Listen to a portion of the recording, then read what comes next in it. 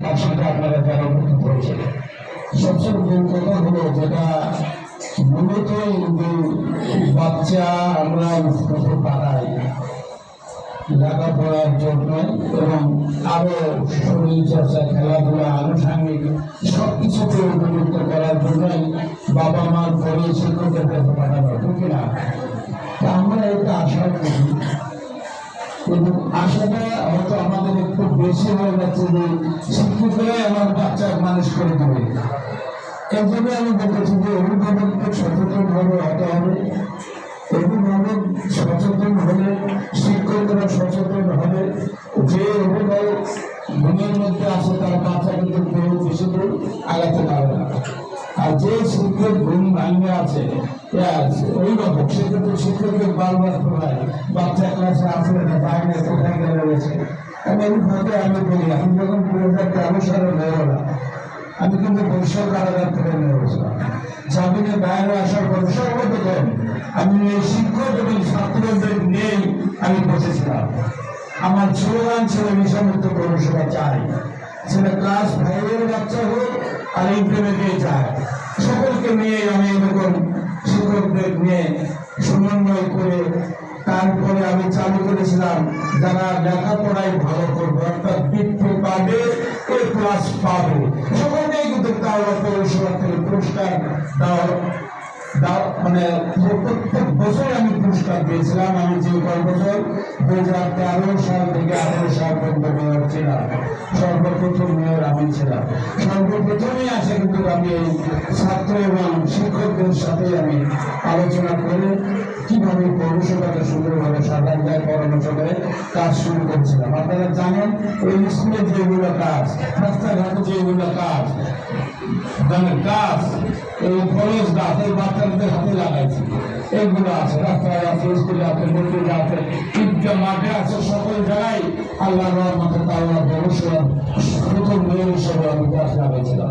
আমি কোরআনের গানে লিখেছি, দেখবেন ওখানে লেখা আছে যে শ্রেষ্ঠ খাদ্যের শ্রেষ্ঠ ঔষধ বলে সুরা নাহাল 670 নম্বর আয়াত, কোরআনের বাণী ওখানে লেখা আছে। এখানে লেখা আছে রসুলের বাণী, শিক্ষা করোনা বিদ্যা।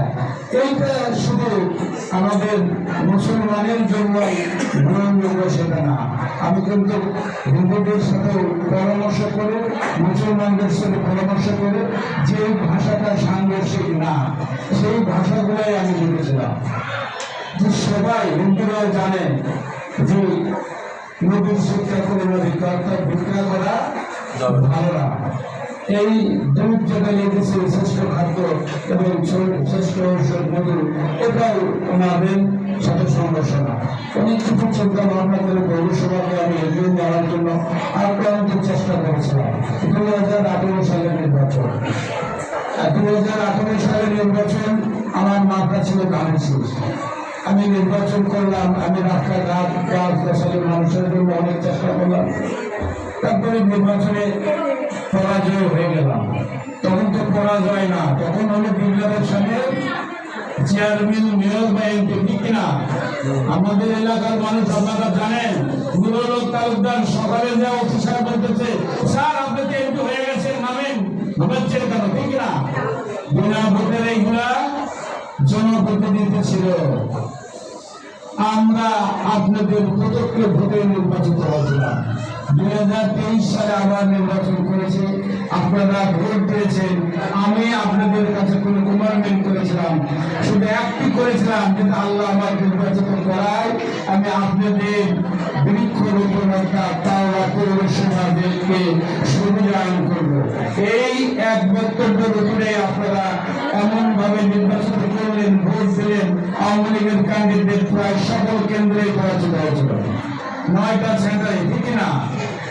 আমি বলতে চাই যে আপনাদের বাচ্চাদের নিয়ে আমি নার্সারি করেছি, যেটা আরিফুল বলল যে আমার স্লোগান ছিল নেশামুক্ত। আমি একদিন পৌরসভা থেকে বাইরে স্টেশন যাচ্ছি, রাস্তার মধ্যে দেখি দুটো মেয়ে, দুটো ছেলে, দুইজনের হাতে সিগারেট। আমার তো মাথা ঘুরে গেল, আমার সাথে সিগারেট যাচ্ছে, এরা কোথা? আমি স্টেশনে বসাই, ছেলেদের বসাই, আমার চোখে তার মনকে রিং দিলাম, যারা সুমবদ্ধ সিএনজি বলতে গেছে দেখাতে, এরকম দুটো মেয়ে স্টেশনে এই সিএন স্ট্যান্ডে আছে, বলে বাড়ি কোথায়, বলতে আপনার বাড়ি বগুড়া। তারপরে কেন আসছেন?